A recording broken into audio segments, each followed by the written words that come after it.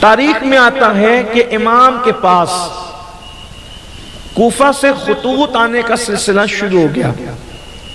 جب پتہ چلا کہ حضرت امیر معاویہ رضی اللہ تعالیٰ عنہ کا وصال ہو گیا، یزید پلید بدبخت بادشاہ بن گیا اور امام نے اس کی بیعت کا انکار کر دیا، تو یہ کوفی ایک گھر میں جمع ہوئے، اور جمع ہونے کے بعد ان لوگوں نے مل کر کے میٹنگ کی کہ امام کو یہاں بلانا چاہیے۔ امام علی مقام کو خط لکھا، اور خط لکھنے کے بعد اتنی عجلت کی، ایک خط نہیں لکھا بلکہ پے در پے ان لوگوں نے کم و بیش امام علی مقام کو 150 خطوط لکھے۔ یہ کم سے کم تعداد مورخین نے لکھی ہے 150 خطوط۔ بعض لوگوں نے 1000 کا ذکر کیا، بعض لوگوں نے 1500 کا ذکر کیا، لیکن کم سے کم 150 خطوط امام کے پاس آئے۔ امام نے مکہ چھوڑنے کا ارادہ کیا اور آپ عازم کوفہ ہوئے۔ جب اصحاب رسول کو، سینئر صحابہ کو جو اس دور میں تھے، پتہ چلا تو انہوں نے کہا حسین آپ کہاں تشریف لے جا رہے ہیں؟ کوفہ، وہ کوفہ جس کے بارے میں کہا جاتا ہے کوفی لا یوفی، جہاں کوفہ والوں نے آپ کے بابا کے ساتھ کیا سلوک کیا، آپ کے بابا کے ساتھ ان کا انداز کیا تھا، آپ کے بھائی امام حسن کے ساتھ انہوں نے کیا سلوک کیا، آپ نے اپنی آنکھوں سے دیکھا۔ آپ کے بابا کو انہوں نے قتل کی دھمکی دی، شہادت آپ کے بابا کی وہاں ہوئی۔ شہادت کے بعد کتنا طوفان آیا کہ امام علی مرتضیٰ کے جسد اقدس کو بھائیوں کو چھپا کر دفن کرنا پڑا۔ علل اعلان بھی مولا کائنات کو قبر انور میں راحت اور آرام کے لیے رکھنے نہیں دیا گیا۔ کتنے ہنگامے کیے، ساری چیزیں یاد دلائی۔ امام نے فرمایا یہ خط دیکھو، یہ خط دیکھو۔ یہ کہتے ہیں کہ اگر ان کے خط کے مضامین آپ نے سنائے، بتائے، تو یہ کہتے ہیں کہ اگر آپ نہیں آتے ہم مجبوراً یزید کی بیعت کر لیں گے، اور قیامت کے دن اللہ پوچھے گا وہ شرابی، وہ فاسق و فاجر، وہ دین اور دنیا کے لیے آر اور ننگ انسان، اس کے ہاتھ پر تم نے کیوں بیعت کی تھی؟ تو ہم اللہ کو جواب دے دیں گے مولا ہم تو تیرے نبی کے نواسے کو بلاتے تھے، ان کو دین سے زیادہ اپنی جان پیاری تھی، اب بتاؤ میں کیسے رکوں؟ اس وقت جب یہ خط دیکھے تو امام نے ان کو کہا کہ اب میرے لیے کیا چارہ ہے؟ تو مشورہ دیا گیا آپ ایک کام کریں، خود نہ جائیں، وہ بے وفا لوگ ہیں، آپ اپنے کسی معتمد کو بھیجیں، وہ جائے اور آپ کو وہاں سے رپورٹ بھیجے کہ حالات کیا چل رہے ہیں۔ اس وقت امام پاک کو یہ مشورہ پسند آیا اور آپ نے اپنے چچا زاد بھائی حضرت سیدنا مسلم ابن عقیل رضی اللہ تعالی عنہ کو جیور روانہ کیا۔ آپ جا رہے تھے علامہ سید نعیم الدین مراد آبادی کے مطابق، شاہ عبدالعزیز کے مطابق، اور اسی طریقے سے علامہ ارشد القادری رحمت اللہ تعالیٰ علیہ کے مطابق، اسی طریقے سے مفتی جلال الدین امجدی، ان حضرات کی تحریر کے مطابق کہ جب آپ تشریف لے جانے لگے تو آپ کے ساتھ آپ کے 2 شہزادے محمد اور ابراہیم بھی ساتھ ہو گئے، اور پھر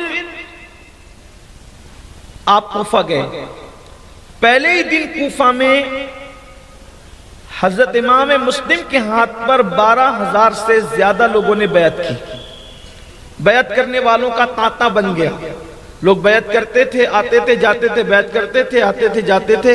امام نے یہ منظر دیکھا، امام مسلم نے سوچا کوفی اپنے عہد سے ہٹے نہیں ہے بلکہ وہ اپنے عہد پہ قائم ہے۔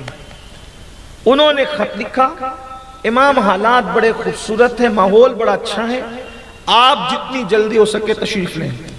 ادھر خط روانہ ہوا امام حسین کو، اور ادھر مخبری کی گئی یزید کو۔ یزید تک بات پہنچی کہ حضرت نعمان بن بشیر جو کوفہ کے گورنر ہیں، وہ امام مسلم جو امام حسین کے نمائندہ بن کر آئے ہیں، تو ان کے ہاتھ پہ لوگ بیعت کر رہے ہیں، کوئی کارروائی نہیں کرتے۔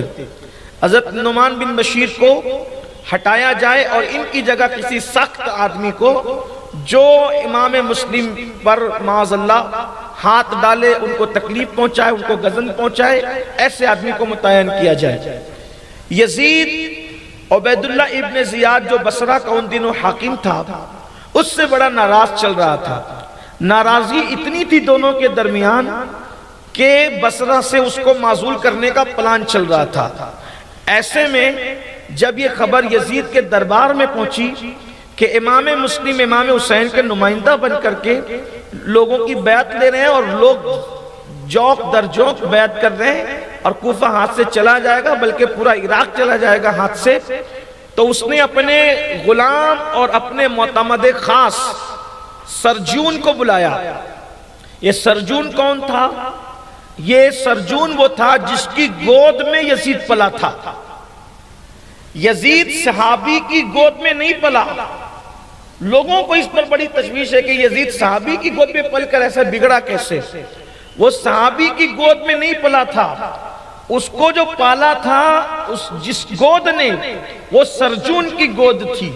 سرجون، اور یہ یزید کا پکا رازدار، اسی کی گود میں وہ پلا، اسی کی گود میں وہ بڑا، اسی کے ساتھ رہا.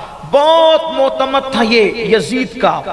تو یزید نے اس سرجون سے پوچھا، اور سرجون کون تھا؟ اس کا مذہب اسلام نہیں تھا. بس اتنا سن لیں. اس کے بارے میں یہ ہے کہ وہ مسلمان نہیں تھا، اس کے بارے میں یہ کہ وہ یہودی تھا. بعض مورخین نے کہا کہ وہ عیسائی تھا، لیکن اس کو کسی نے مسلمان نہیں لکھا. آپ عقد الفرید اٹھا کر کے دیکھیں، اس طرف اس کی تفصیل آپ کو ملے گی کہ سرجون کیا تھا.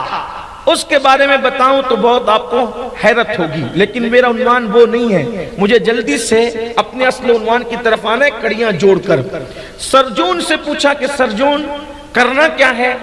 اس لیے کہ دربار شام میں اکثر فیصلے سرجون کے مشورے سے ہی ہوتے تھے. یزید ایسے ہی کرتا تھا، اور وہ شاطر دماغ آدمی تھا کہ جو سرجون کہہ دے یزید اس کو آنکھ بند کر کے مان لیتا تھا.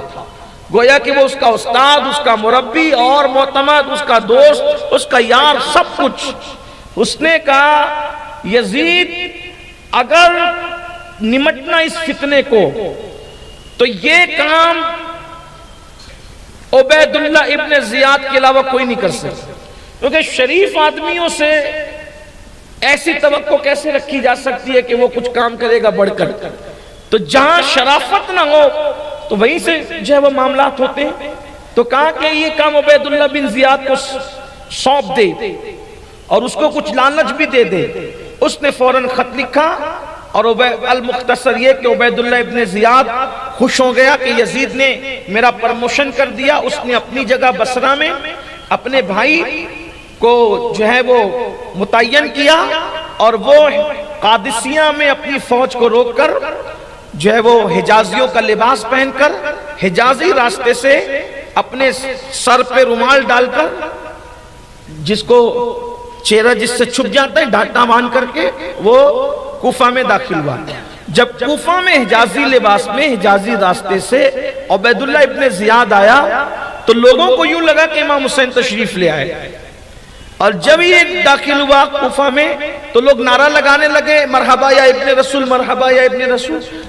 یہ تو سب کا چہرہ ایسے دیکھتا کہ کون زیادہ نعرہ لگا رہا ہے. اور یہ جب لوگ جوش و خروش میں تھے تو یہ ادھر جانے کی بجائے جہاں امام مسلم تھے یہ سیدھا گورنر ہاؤس گیا. لوگوں کو حیرت ہوئی کہ امام گورنر ہاؤس کیوں تشریف لے جا رہے ہیں. بعد میں جب یہ وہاں پہنچا، شام کا وقت تھا، مغرب کے بعد کا، لائٹوں کا دور نہیں تھا. آپ جانتے ہیں آج سے تقریباً 1350 پونے 1400 سال کی بات ہے. تو اسی مدھیم اندھیرے کے اندر وہ داخل ہوا تھا، اور پھر جب کافی ٹائم گزرا لوگوں کو اس کا چہرہ نظر نہیں آیا تو وہ گورنر ہاؤس میں اس نے دستک دی. حضرت نعمان بن بشیر نے کہا امام آپ یہاں تشریف نہ لائیے، تو گورنر ہاؤس ہے. تو اس نے غصے سے کہا کہ میں امام نہیں ہوں، میں تو عبیداللہ بن زیاد ہوں، دروازہ کھولو. اور دروازہ کھلایا اور صحابی رسول حضرت نعمان بن بشیر رضی اللہ تعالیٰ عنہ کو اس نے معزول کر دیا، اور ان کی جگہ پھر وہ گورنر بن کر کے بیٹھ گیا. راتوں رات جتنے کوفہ کے لوگ تھے، بڑے بڑے سردار، سب کو بلایا. کہا کہ میں نے سنا ہے کہ تم ایسا ایسا کام کر رہے ہو، اگر تم نے مسلم کا ساتھ نہیں چھوڑا، مسلم کو میرے حوالے نہیں کیا تو میں تم سب کو قتل کر دوں گا. حیرت کی بات، جنہوں نے قسمیں کھائی تھی، وفا کی، جن لوگوں نے بلایا تھا، خطوط دیے تھے، یہ کیا وہ کیا وہ کیا، ان لوگوں نے اسی وقت کہہ دیا کہ ٹھیک ہے ہم کوئی مسلم کو اپنے گھر میں نہیں رکھیں گے۔ اس وقت امام مسلم رضی اللہ تعالیٰ حضرت ہانی کے گھر میں مقیم تھے۔ ہانی کو پتا چلا یہ حالات ہو گئے، امام مسلم نے اپنے بیٹوں کو قاضی شریح کے گھر بھیج دیا اور آپ خود امام حضرت ہانی کے گھر مقیم رہے۔ المختصر یہ صبح ہوئی، صبح کو اس نے وہ سارے جو سردار تھے ان کو گرفتار کر لیا۔ امام کو پتا چلا کہ سب گرفتار ہو گئے تو آپ نے آواز لگائی کہ سب لوگ چلو اور کوفہ کے دارالامارت پہ حملہ کر دیتے ہیں۔ 40,000 کا لشکر جمع ہو گیا امام مسلم کی ایک آواز پر۔ جیسے 40,000 کا لشکر جمع ہوا سب نے گھیر لیا کوفہ کے گورنر ہاؤس کو۔ آپ ایک اشارہ فرماتے تو ہنگامہ ہو جاتا، لیکن امام نے فرمایا کہ ابھی جنگ شروع نہ کرو، کوشش کرو کہ بات چیت سے مسئلہ حل ہو جائے۔ ادھر وہ بات چیت کے مسئلہ حل کرنے کے پلان میں تھے، ادھر اس نے عبید اللہ بن زیاد لومڑی کی چال اس نے چلی اور جو جتنے لوگ تھے قبیلے کے سردار، برادریوں کے سردار، سب کو کہا کہ اپنی اپنی برادری کو کہو کہ یہاں سے جائے ورنہ تم سب کو ابھی مار ڈالوں گا اور ہانی کو بھی قتل کر دوں گا۔ پھر یہ ہوا کہ جب ان سرداروں نے اپنی قوم سے کہا تمہاری وجہ سے ہم مر جائیں گے، تم بھی مر جاؤ گے، مسلم کے ساتھ نہ رہو، سب ساتھ چھوڑ کر کے جاؤ، سب ساتھ چھوڑ کر کے بھاگ گئے۔ 40,000 کے لشکر میں صرف 500 لوگ بچے۔ اذان مغرب ہو رہی تھی تو 500 لوگ تھے۔